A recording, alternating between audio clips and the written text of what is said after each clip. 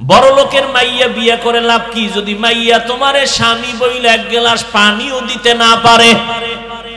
তোমার এমন পোড়া কপাল যে বউয়ের হাতের ভাত তোমার কপালে নাই, কারণ তুমি চৌধুরী বংশের মাইয়া বিয়ে করছো। আগুনের কাছে যাবে না, ও দুনিয়াতে আসার থেকেই পুতুল হইয়া আছে, ঘরে মা কাম শিখায় না। কাজের লোক এর পাক খাও না, কাজের লোকের হাতের রান্না খাও, কেমন সান কপাল তোমার। যে কাজের লোক বাথরুমে যায় ঠিক মতো পরিষ্কার পরিচ্ছন্ন হয় না,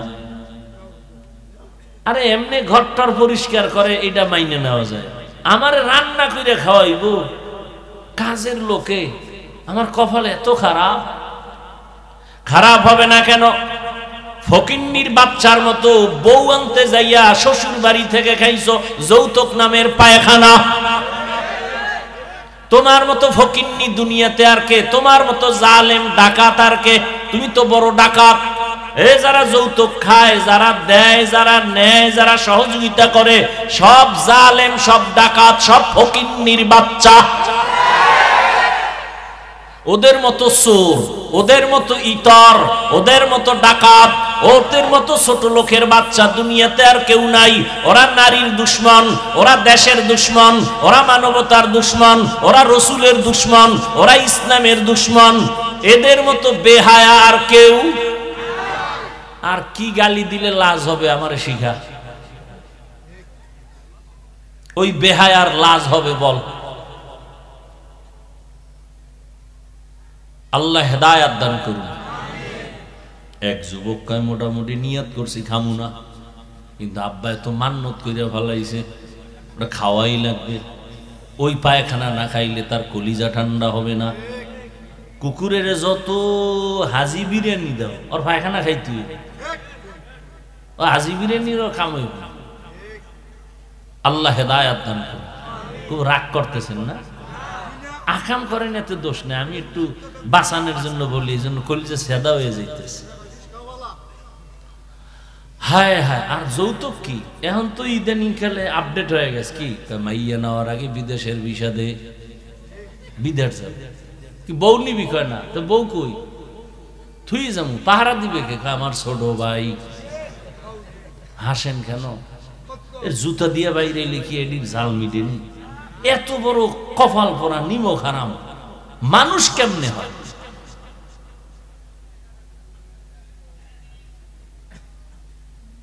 কি ওয়াজ করুন?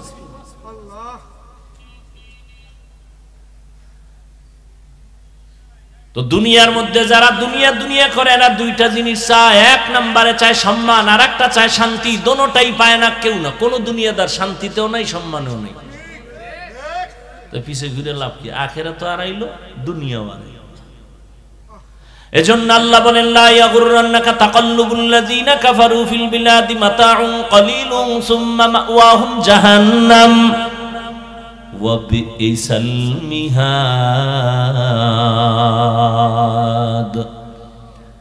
এরে আমার কলিজার যুবক বাবারা, বৃদ্ধ বাবাজিরা, পর্দার আড়ালের মা বোনেরা, আমি যে আপনাদের এত কঠিন কঠিন কথা বলছি, কিন্তু আমি এই কথা বলবো না যে আপনারা আজকে থেকে তওবা করে হুজুর হইয়া তসবিহ হাতে নেন, আমার মতো পাঁচকল্লি লাগান। আমি কওমি মাদ্রাসায় পড়ালেখা করেছি, আপনারাও স্কুল তালা লাগায় কওমিতে যান।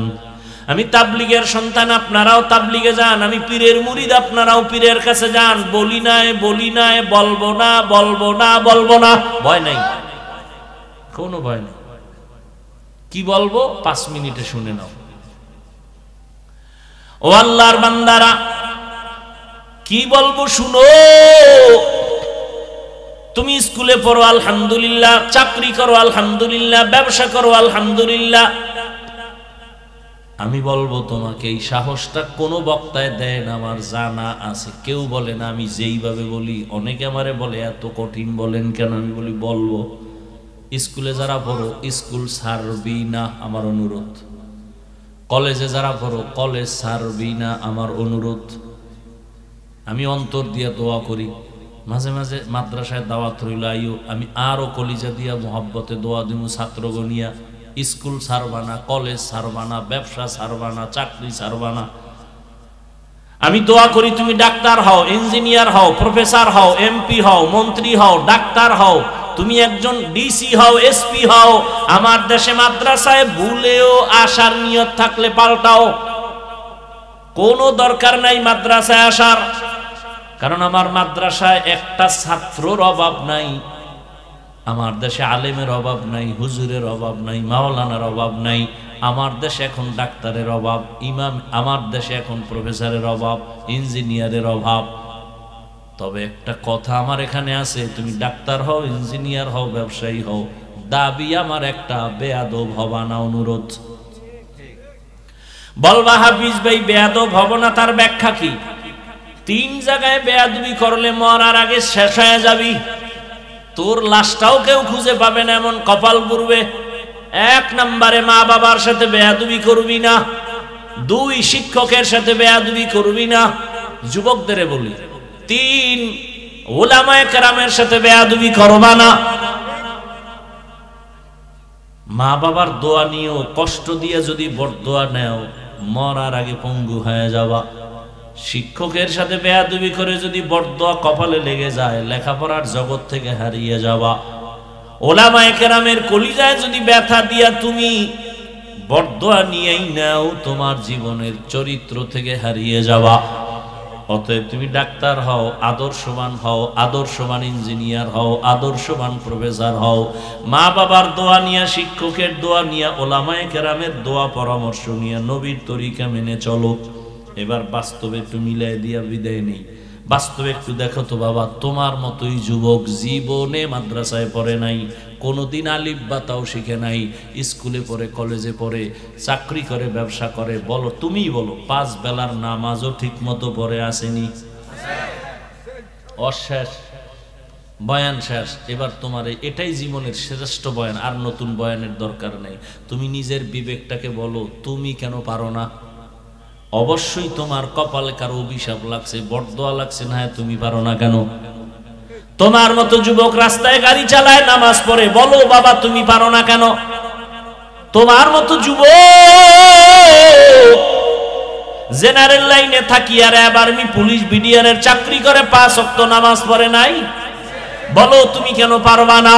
তোমার মতো যুবক নদীর মধ্যে মাছ ধরে, 5 বেলার নামাজ পড়ে, বলো তুমি কেন পারবা না? তোমার মতো জেনারেল লাইনের মানুষটা জমিনে কৃষি কাজ করে, নামাজ পড়ে, ডাক্তার, প্রফেসর, ইঞ্জিনিয়ার, 5 বেলার নামাজি। ঢাকা কলেজে গিয়ে প্রমাণ নাও, ছেলেটা কলেজে পড়ে, মাথায় পাগড়ি, বড় দাড়ি, বড় জামা, মনে হয় যেন বড় কোন মসজিদের খতিব।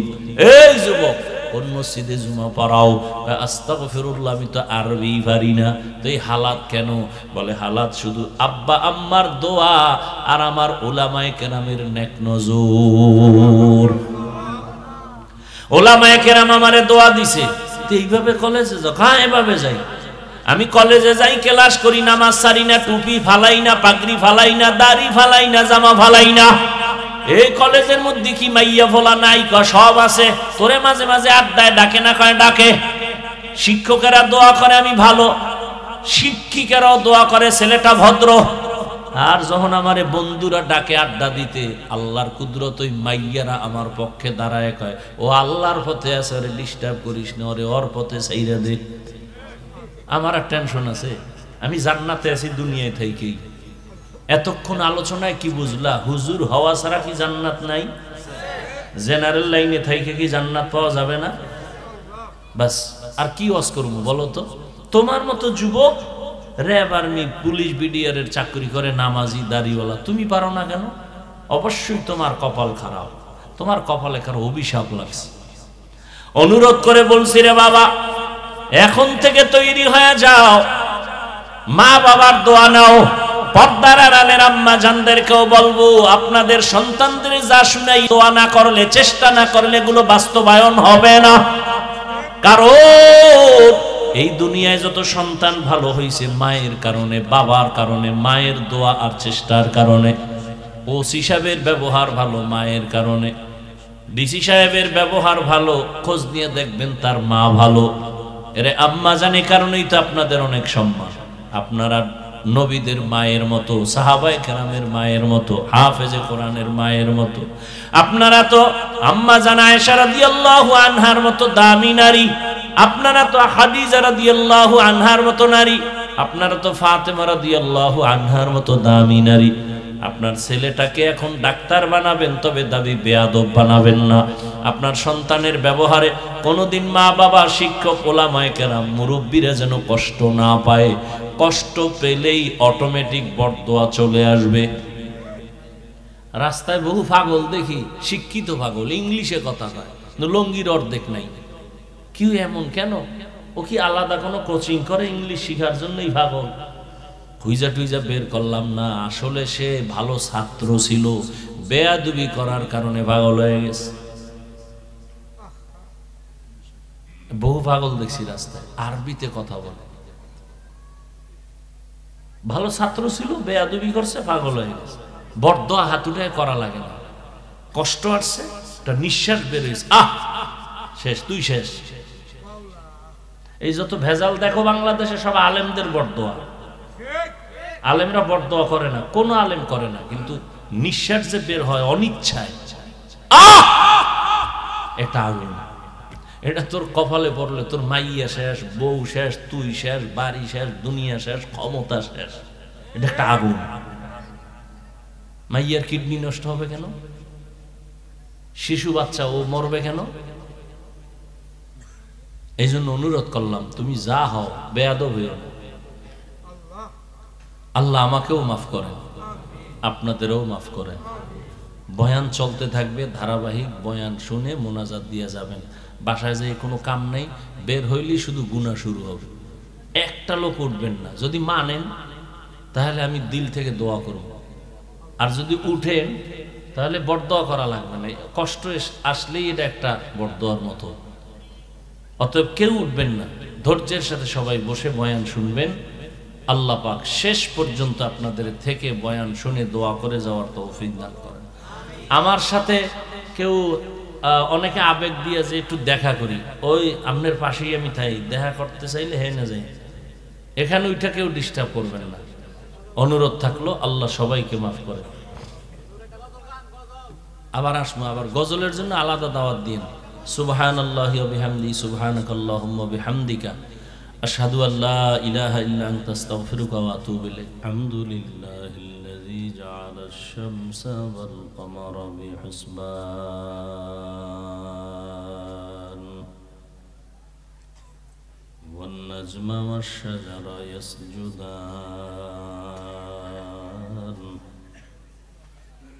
ওয়া ফাদ্দালা জামানান আলা জামান كما فضل مكانا على مكان وإنسانا على إنسان ونشهد أن لا إله إلا الله وحده لا شريك له لا ضد له ولا ند له ولا مثل له ونشهد أن سيدنا وسندنا وحبيب ربنا وطبيبنا وطبيب قلوبنا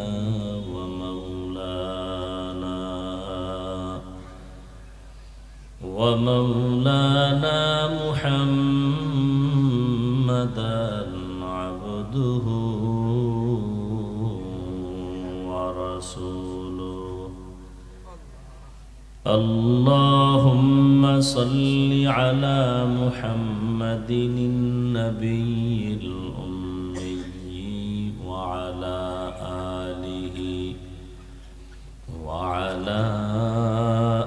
آله وسلم تسليما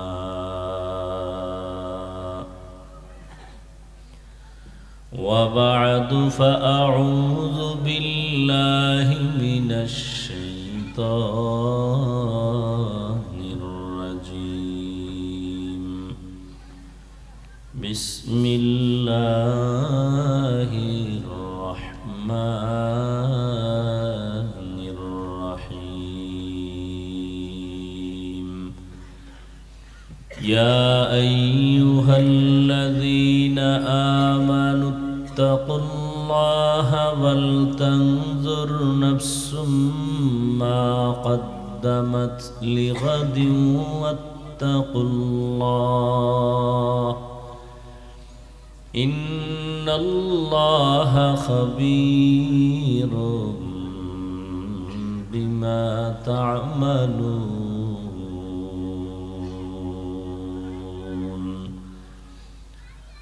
وقال رسول الله صلى الله عليه وآله وسلم الدنيا سجن المؤمن وجنة الكافر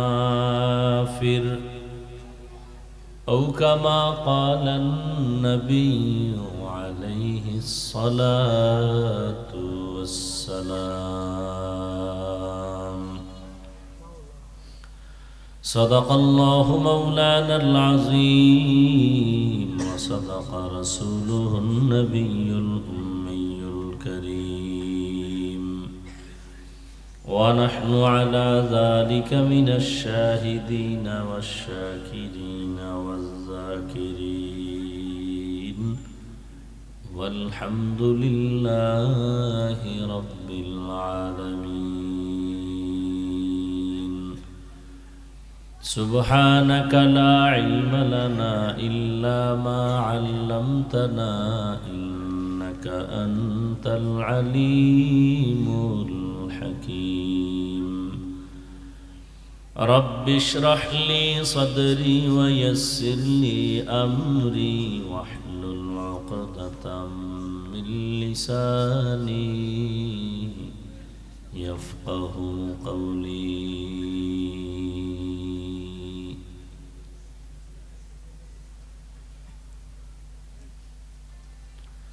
سورج نے دیا اپنی شعاعوں کو یہ پیغام سورج نے دیا اپنی شعاعوں کو یہ پیغام دنیا ہے عجب چیز کو بھی صبح کو بھی شام دنیا ہے عجب چیز کو بھی صبح کو بھی شام دنیا میں ہو دنیا کا طلبگار نہیں ہو دنیا میں ہو دنیا کا طلبگار نہیں ہو بازار سے گزر ہو خریدار نہیں ہو بازار سے گزر ہو خریدار نہیں ہو مقبول ہے شاذ ہے قابل تو بہت ہے مقبول ہے شاذ ہے قابل تو بہت ہے آئینہ کے مانندے تو نہیں دل تو بہت ہے آئینہ کے مانندے تو نہیں دل تو بہت ہے নয়েজ আসে কেন এই সাউন্ড ক্লিয়ার করো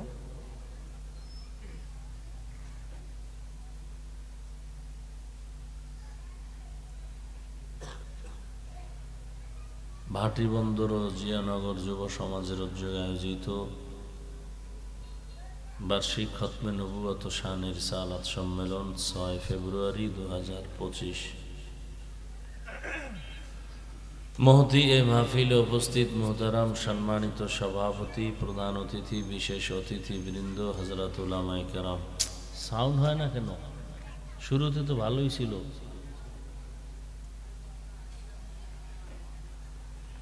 আল্লাহ পাকের দরবারে শুকর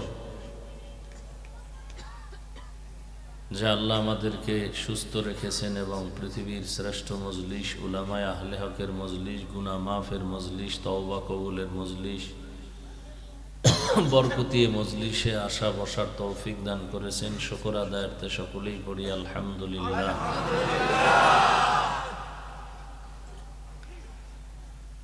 দরুদ ও সালাম সৈয়দুল মুরসালিন রহমাতুল লিল আলামিন শফিউল মুজনিবিন খাতামুন নবিয়্যিন সৈয়দুস সাকালাইন ইমামুল মুরসালিন হযরত মুহাম্মদুর রাসূলুল্লাহ সাল্লাল্লাহু আলাইহি ওয়া আলিহি ওয়াসাল্লামের উপর সর্বোপরি শুকর যাদের অক্লান্ত পরিশ্রমের মাধ্যমে আজ সুন্দর আয়োজন, সময় পরামর্শ অর্থ দিয়ে দোয়া করে উপস্থিত হয়ে মাইক লাইট প্যান্ডেলের ব্যবস্থাপনার মাধ্যমে সহযোগিতা যারা করেছেন, প্রত্যেককেই আল্লাহ পাকের খেদমতের বরকতে দুনিয়াতে শান্তি, পরকালে চিরমুক্তির ব্যবস্থা করে দিন।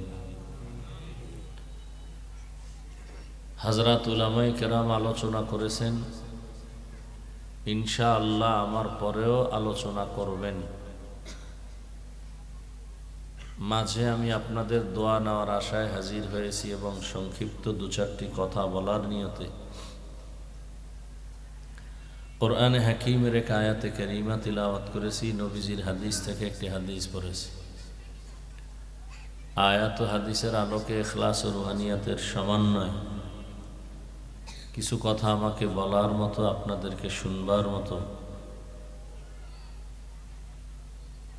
আমাদের আল্লাহ তৌফিক দান করেন। রিভাবটা একটু কমাও, ভলিউম বাড়াও।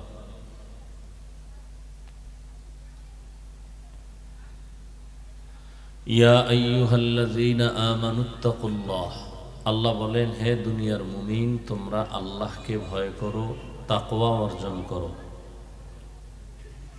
ওয়ালতানজুর নাফসুম মা কদ্দামাত লিগাদ, এবং খুব গভীরভাবে খেয়াল করো তোমার সামনের জীবনের জন্য কি সম্বল সঞ্চয় করেছ। আত্তাকুল্লাহ, আল্লাহ বলেন আবার আমাকে ভয় করো। ইন্নাল্লাহা খাবীরুম বিমা তা'মালুন, তুমি যা করতেছো জীবনে সব কিছুর বিষয় আল্লাহ অগ্রিম সব বিষয়ে অবগত। নবীজি বলেন আর দুনিয়া সিজনুল মুমিন ওয়া জান্নাতুল কাফির, দুনিয়া নামক গ্রহ হলো মুমিনদের জন্য একটা অশান্তির জায়গা, জেলখানার মতো, আর বেঈমানদের জন্য একটা বালাখানা, শান্তির স্থান। দুনিয়াতে যত শান্তি ইসলাম বিদ্বেষীরা দুনিয়াতেই পাবে, পরকালে কষ্ট শুরু হবে আর শেষ হবে না। যারা মুমিন এরা দুনিয়াতে কষ্ট কিছুটা পাবে, শান্তি শুরু হবে পরকালে আর শেষ হবে না। দুনিয়ায় শান্তি, পরকালে কষ্ট বেঈমানের জন্য, আর দুনিয়ায় কষ্ট পরকালে শান্তি মুমিনের জন্য।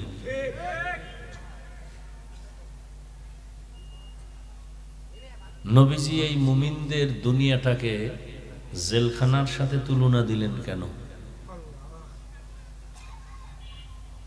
এর কারণ হলো, জেলখানায় যেমন কোনো মানুষ যেতে চায় না, ঠিক যারা আল্লাহর প্রিয় মুমিন এরা দুনিয়া নামক জায়গায় জেলখানার মতো এরা থাকতে চায় না, দ্রুত যেতে চায় এখান থেকে মালিকের দরবারে। দ্বিতীয় কথা, জেলখানায় যতক্ষণ কয়েদি থাকে ততক্ষণ তার স্বাধীনতা থাকে না, সে নিজেকে আবদ্ধ মনে করে।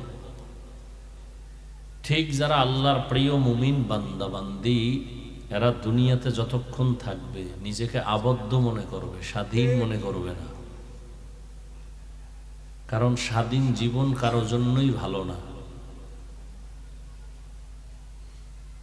মন চাইলে খাইলাম, মন চাইলে ঘুমাইলাম, মন চাইলে হাঁটলাম, হাসলাম, কানলাম, এই জীবন দামি না। প্রত্যেকটা কাজের কথার লিমিট থাকতে হবে, সীমাবদ্ধতা থাকতে হবে। রাস্তাঘাটে বহু কুকুর ঘুরে, কোনো মূল্য নাই, স্বাধীন। যেই কুকুরের গলায় রশি লাগানো আছে ওটার মূল্য আছে। ওই কুকুরের কিছু করতে গেলে মালিকের কাছে জবাব দিতে হয়। উড়ন্ত পাখি আকাশে ঘুরে, কোনো মূল্য নাই, খাঁচায় আটকায় দিছেন, মূল্য বেড়ে গেছে। জঙ্গলে হাজারো প্রাণী আছে, কোনো মূল্য নাই,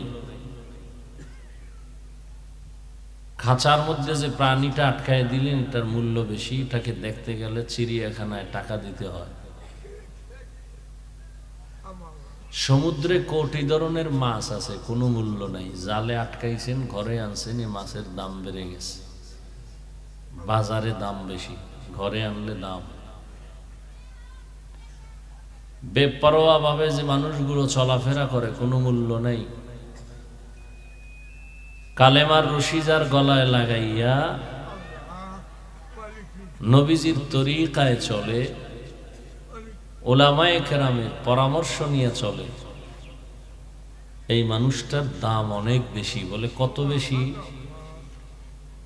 আল্লাহর আদালতে ফেরেশতা 24 ঘন্টা আল্লাহর তসবিহ পড়ে, গুণগান করে। 24টা ঘন্টার প্রতিটি মুহূর্ত ফেরেশতারা গুনাহ করবে, দূরের কথা গুনাহ চিনেই না।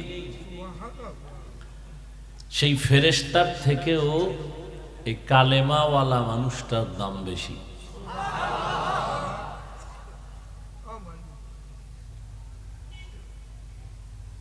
আমরা একটা সীমাবদ্ধ জায়গায় পড়ছি, কোরআন সুন্নাহর কথা শুনবো, মানুষের জীবন কিভাবে গড়া যায়, শান্তির জীবন, পরকালে কিভাবে মুক্তি পাবো, ব্যক্তি, পরিবার, সমাজ, রাষ্ট্রে কিভাবে আমরা সুশৃঙ্খলভাবে শান্তিতে জীবন যাপন করব, এ নিয়ে কথা কোরআন সুন্নাহর আলোকে। এখানে বসার একটা সীমাবদ্ধতা আছে, কথা বলার একটা সুশৃঙ্খলতা আছে, এজন্যই মজলিসটার দাম বেড়ে গেছে। আরো মজলিস আছে অন্য জায়গায়, এই পরিমাণ দাম নেই। এই মজলিসটার দাম কত যে বসার সাথে সাথেই জীবনের সব গুনাহ মাফ।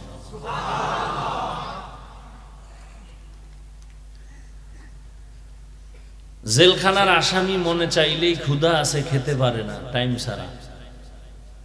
মুমিন দুনিয়াতে থাকবে জেলখানার মতো, চাইলেই খেতে পারবে না, ক্ষুধাও আছে, খানাও সামনে আছে, চিন্তা করবে খাওয়ার আগে যে খানাটা সামনে, খাবো কিনা, হালাল না হারাম, পেলেই খেতে পারবে না। জেলখানার আসামি পা আছে হাঁটার জন্য, মন চাইলেই সে যেখানে সেখানে হেঁটে যেতে পারবে না, ওরে যেই এরিয়ার মধ্যে রাখছে ওখানে হাঁটতে হবে, ভিন্ন জায়গায় যাওয়ার অনুমতি নেই। মুমিন পা আছে, হেঁটে হেঁটে যেখানে মনে চায় সেখানে যাবে না, কদম দেওয়ার আগে তাকে ভাবতে হবে কোন দিকে গেলে আমার কল্যাণ, কোন দিকে গেলে আমার অকল্যাণ। সব দিক মিলাইয়া আল্লাহ মুমিনকে জেলখানার সাথে তুলনা দিছেন। যে আয়াত পড়েছি আল্লাহ পাক বলতেছেন, দুনিয়ার মুমিন, তুমি যেই জীবন নিয়ে খেলা করতেছো, এই জীবনের 1 সেকেন্ডের কোনো মূল্য নেই। হাদিসে পাকে নবী বলেন, মশার দাম আছে, মশার, কিন্তু দুনিয়ার দাম আল্লাহর কাছে নেই, মশার পাখার মতো নেই। এই বক্সটা ওদিকে নাও, আর একটু ওদিকে সরাও। তো দুনিয়া নামক জায়গাটার যদি দাম মশার বরাবর না থাকে, তাহলে আল্লাহ আমাকে দুনিয়ায় পাঠাইলেন কেন? কেন পাঠাইলেন দুনিয়ায়? আল্লাহ বলেন, দুনিয়ায় পাঠাইছি বাজার করার জন্য, থাকার জন্য পাঠাই না, বাজার করে চলে আসো। যেমন সকাল 9টা-10টায় বাবা সন্তানকে বললেন, যাও বাজারে যেয়ে দ্রুত চাল ডাল তরকারি কিনে নিয়ে আসো, দুপুরবেলা মেহমান আসবে, রান্না হবে, মেহমানদারি করানো হবে। ছেলে টাকা নতুন পাইয়া খোলামেলা বাজারে যাইয়া খুব খুশি। এতদিন চার দেয়ালে আটকা ছিল, এখন বাজারে গিয়া দেখি আর এক দুনিয়া। রং বেরঙের বাতি জ্বলে, সুন্দর সুন্দর বিল্ডিং, আবার এক পাশে নাচ গান চলতেছে। ও রং তামাশা দেখতে গিয়া ওর আর বাজার করার কথা মনে নেই। ও মজা পাইয়া খেলা দেখতে দেখতে হঠাৎ জোহরের আজান দিয়ে দিছে। আর কি কানে পানি গেছে, আরে আমারে না বাজার করতে পাঠাইছে। পাগলের মতো হয়ে একটা দৌড় দিছে তরকারির বাজারে। বাজারে যাইয়া বলে, এই তরকারিওয়ালা বলো তোমার তরকারি কোনটার কি দাম। জিগাইতে না জিগাইতে পকেটে হাত দিয়ে দেখে যে কটা টাকা দিছিল হারায় গেছে। মাথা গরম হয়ে গেল, বাবার সামনে কেমনে যাব, এক তো টাইম দেরি হলো, মেহমান দুপুরে আসবে। ওদিকে বাবাও একটা লাডি লয়ে খাড়ায় রয়েছে। আজকে তুই বাজার নিয়ে আইলো ভিডাম, তুই যদি বাজার নিয়ে আসো তো তোরে মারমু, আর যদি বাজার নাও আনো তো ঘরে জায়গা নেই। আল্লাহ তাআলা মানুষকে বলেন, আমি দুনিয়ায় তোরে ঈমানের টাকা নিয়ে পাঠায় দিলাম, আমলের বাজার করে চলে আসবি।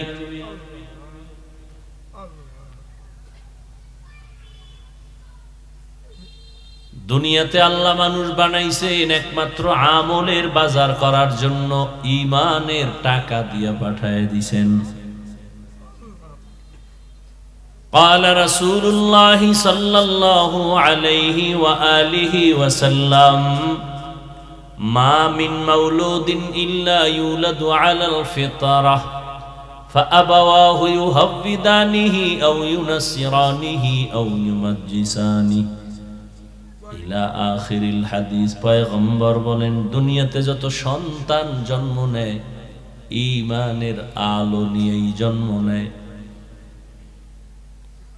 সব সন্তান দুনিয়াতে আসে ঈমানের পাওয়ার নিয়ে। মা বাবা ওই সন্তানকে অগ্নি পূজারী বানায়, মূর্তি পূজারী বানায়। মা বাবা সন্তানটাকে গায়রুল্লাহর গোলাম বানায় দেয়। সন্তান ঈমানের আলো নিয়ে আসে, কিন্তু মা বাবা সন্তানটাকে ঈমান থেকে ভিন্ন দিকে চালায়। এ কারণেই তো আল্লাহ বলেন, কিয়ামতের দিন সব সন্তানগুলো আল্লাহর আদালতে মা বাবার বিরুদ্ধে মামলা পেশ করবে। আল্লাহ বলবেন, এই সন্তান নামাজ পড়ছো পড়ি নাই, রোজা রাখছো রাখি নাই কেন? সন্তান বলবে, হে আল্লাহ আমার কোনো দোষ নাই, আমার মা বাবার কারণে। কোনদিন আমার মা বাবা আমাকে নামাজের দাওয়াত দেয় নাই, রোজার দাওয়াত দেয় নাই, ওয়াজে ডাকে নাই, নামাজে ডাকে নাই, জুমার মসজিদেও ডাকে নাই।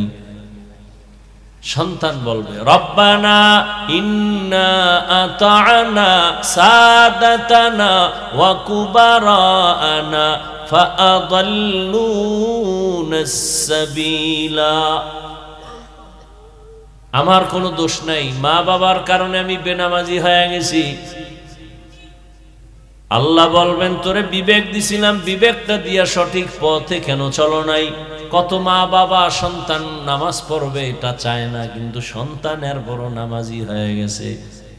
মা বাবার কথা অমান্য করে সে মসজিদে যায়, মা বাবার কথা অমান্য করে সে কোরআন শিখে ফেলেছে। বহু কুলাঙ্গার মা বাবা আছে, সন্তান কোরআন শিখবে চায় না, টুপি পরবে চায় না, দাড়ি রাখবে চায় না। এরকম কুলাঙ্গার মা বাপ নাই? সন্তান যুদ্ধ করিয়া চলে গেছে, আমি কোরআন শিখবো, নামাজ পড়বো।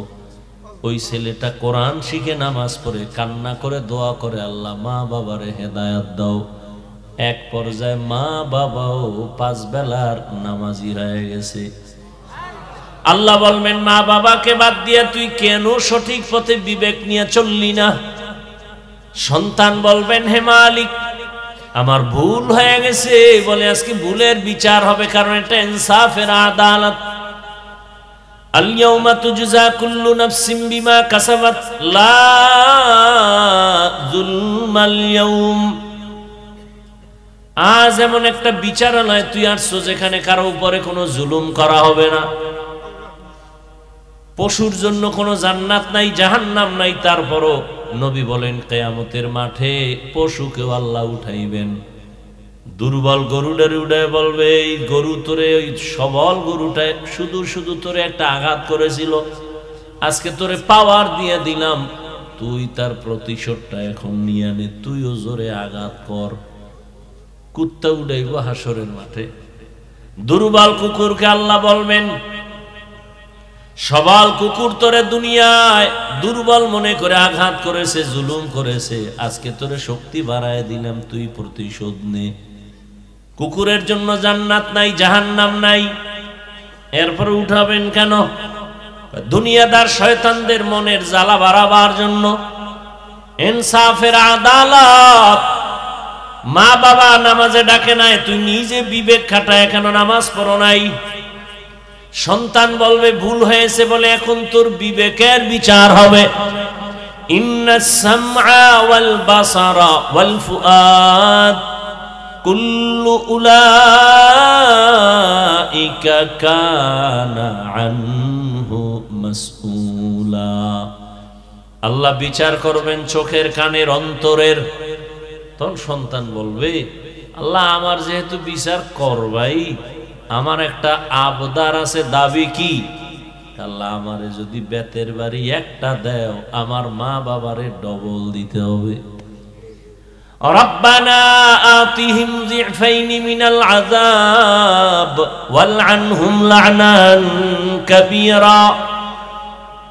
আমারে শাস্তি যা দিবা তার ডবল শাস্তি আমার মা বাবাকে দাও, মুরব্বিকে দিতে হবে। কোরআনের আয়াত সূরা আহজাব। এজন্যই নবী বলেছেন, দুনিয়াতে যত সন্তান আসে ঈমানের আলো নিয়া, মা বাবা সন্তানটাকে অগ্নি পূজারী বানায়, গায়রুল্লাহর গোলাম বানায়, মূর্তি পূজারী বানায়। এজন্যই তো গ্রামের মানুষ এইটাই বলে, গাছ তোমার নাম কি ফলে পরিচয়। গাছ ভালো হলে ফল ভালো, মা বাবা ভালো হলে সন্তান ভালো। এজন্য ইমাম গাযালী রাহমাতুল্লাহ আলাইহি বলেন, প্রত্যেকটা সন্তানের জন্য তার মা হলো প্রাথমিক শিক্ষিকা। মা সন্তানকে যা শিখাবে সন্তান তাই শিখবে। মা যদি সন্তানকে শিখায় সরোয়া অজু, সন্তান অজু শিখবে। সরায়া আল্লাহ, সন্তান আল্লাহ শিখবে। আবার যে আধুনিক আম্মা জান যদি শিখায় সরোয়া ওয়াজাগার, সরায়াতে আপা, সন্তান তাই শিখবে। কি এজন্য মা বাবার কারণে সন্তান ভালো খারাপ হয়, মা বাবার কারণে সন্তান ভালো, সন্তান খারাপ। নবীজি বলেন, এই যে ঘরের মধ্যে বাচ্চা আছে না, কান্না করে না, বাচ্চা কাঁদাটা কি আশ্চর্য কিছু? এটা স্বাভাবিক, বাচ্চা তো কাঁদবেই, এটা তার গুণ। যে বাচ্চা কাঁদে না এটা তার গুণ না, দোষ। আপনি কি করলেন? দৌড়াইয়ে গেলেন মার্কেটে, একটা পুতুল কিনে নিয়ে আসলেন, শুরু হয়ে গেল মূর্তি পূজা। আমরা হুজুরেরা তো কোনোদিন বাচ্চার হাতে পুতুল কিনে দেই নাই যে বাচ্চার কান্না বন্ধ করার জন্য।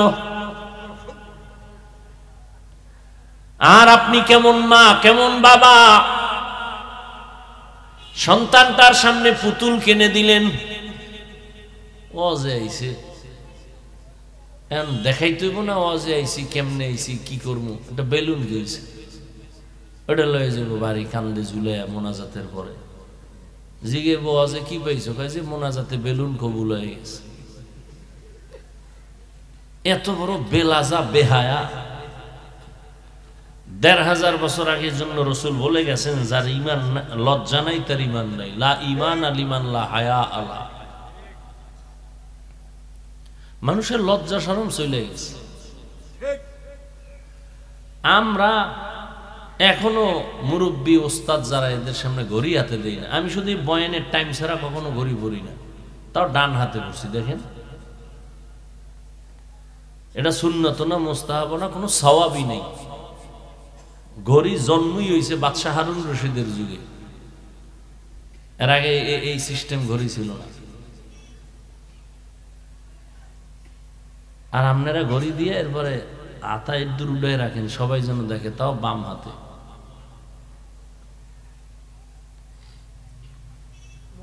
লজ্জা শরম চলে গেছে। মুরব্বীর সামনে দাঁড়ায় দাঁড়ায় বিড়ি টানে, এরকম বেয়াদব নাই?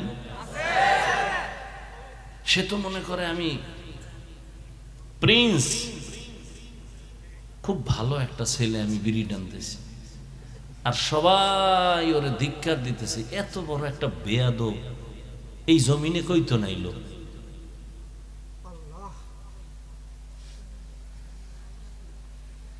এজন্য লজ্জা বড় দামি এক সম্পদ।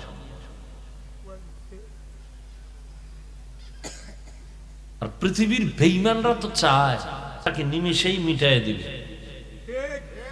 লজ্জা শরম সব ওরা চায় যেন মাও ল্যাংটা থাক, বাবাও ল্যাংটা থাক, মাইয়া ভোলাও সব এক জায়গায় ল্যাংটা থাকবে, অর্ধুলঙ্গ হয়ে চলবে। Free, don't mind, free mind. পুরা ঘরে সব বেশ্যা হয়ে যাবে, সব মাইয়াও বউ যা আছে সব হাফ প্যান্ট, শর্ট প্যান্ট, বাস। অর্থাৎ নফসে যেরকম শয়তান ওয়াসওয়াসা দিবে এরকম চলবো, এটা ডোন্ট মাইন্ড। এখানে কোনো পর্দা টর্দা কিসের পর্দা? অথচ রহমতের কলিজার টুকরা সাহাবী আবু বকর সিদ্দিক রাদিয়াল্লাহু তাআলা আনহু, রহমতের নবীর কলিজার সাহাবী আম্মা জান আয়েশা রাদিয়াল্লাহু তাআলা আনহার হুজরায় বসে কথা বলেন। রহমতের নবী ঢুকছেন, আবু বকর বসে আছেন। আয়েশা, নবী বললেন, আয়েশা এমন করে বাবারে পাশে নিয়ে কথা বলবা না, শয়তান ধোঁকা দেওয়ার জন্য বসে আছি। বড় কঠিন। এই ওয়াজ মাহফিল না থাকলে, মানুষ তো বলে ওয়াজ দিয়ে কি হয়, এই ওয়াজ না থাকলে পুরো দেশটা এখন সিনেমা হল হয়ে যেত, পুরো দেশ। কিছু বেয়াদব আছে, ওয়াজ দিয়ে কি হয়? আল্লাহ হেদায়েত দান করুন। ওয়াজের কারণে বহু মানুষ নামাজ পড়ে, কি হয় মানে? ওয়াজের কারণে কত মানুষ তওবা করে দাওয়াত তাবলীগে যায়, পীরের কাছে যায়, দাড়িওয়ালা হয়েছে, জিকির করনেওয়ালা, হারামখোর হালালখোর হয়েছে। ওয়াজ দিয়ে কি হয়? ওয়াযাক্কির ফাইন্না যিকরা তানফাউল মুমিনিন, আলোচনা চালায় যাও, মুমিনদের উপকার হবে, ক্ষতি হবে না। তুমি তরকারি পাইছো, খাইতে থাকো, শাক ডিম দুধ পাইছো, খাও। খাওয়ার পরে তুমি যদি এই বিষয় কিছু না জানো, খাইলে কি হবে? কয় না জানলেও টেনশন নাই, ও ভিতরে গিয়ে ওর কাজও করবে। তুমি জানো না, এই জন্য ডিম গিয়ে ভিতরে ভিটামিন দিবে না। আলোচনা চালায় যাও, ফায়দা হবেই, সবার না হলেও কারো না কারো হবে।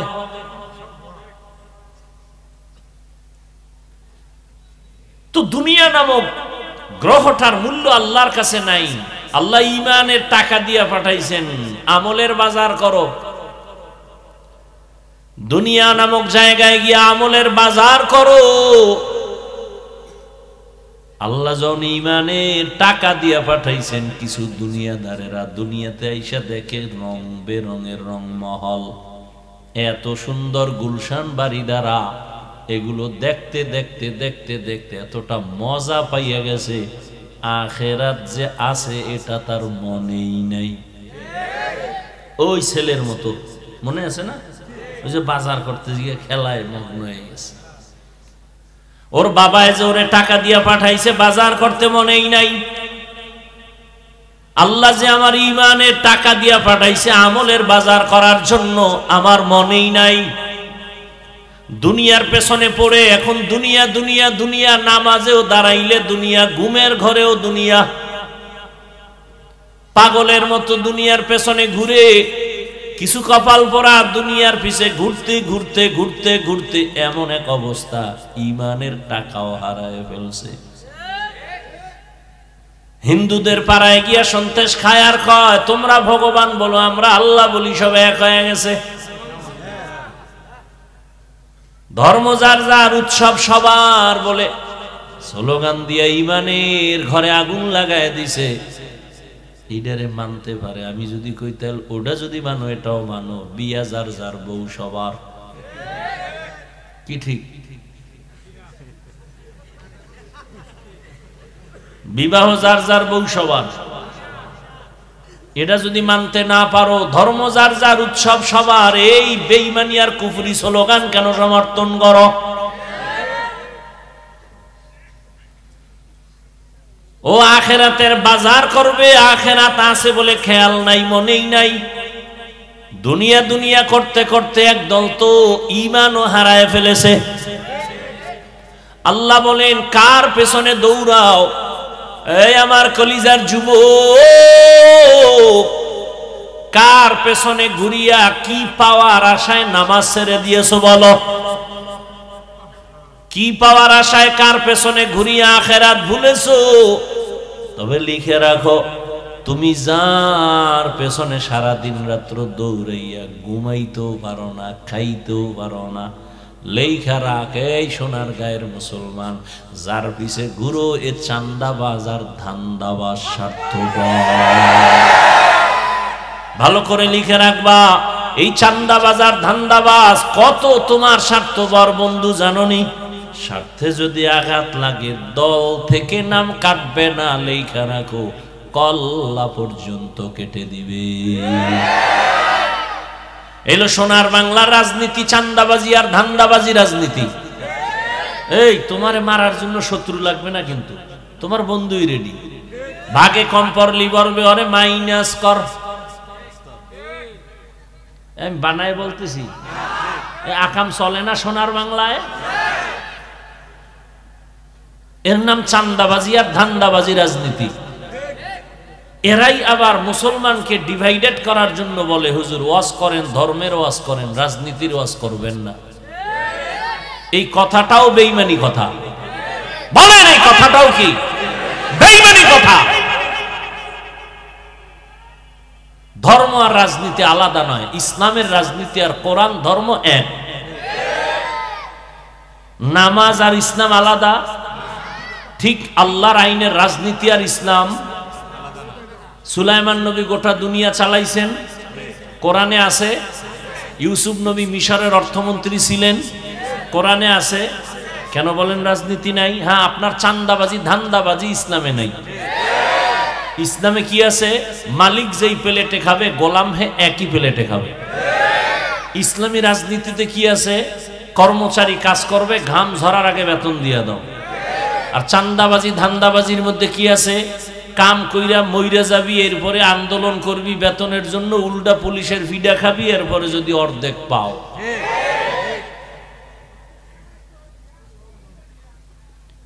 ইয়া আইয়ুহাল্লাযীনা আমানুত্তাকুল্লাহা ওয়াল তানজুর নাফসুম মা কদ্দামাত লিগাদিন ওয়াত্তাকুল্লাহ ইন্নাল্লাহা খাবীরুম বিমা তা'মালুন।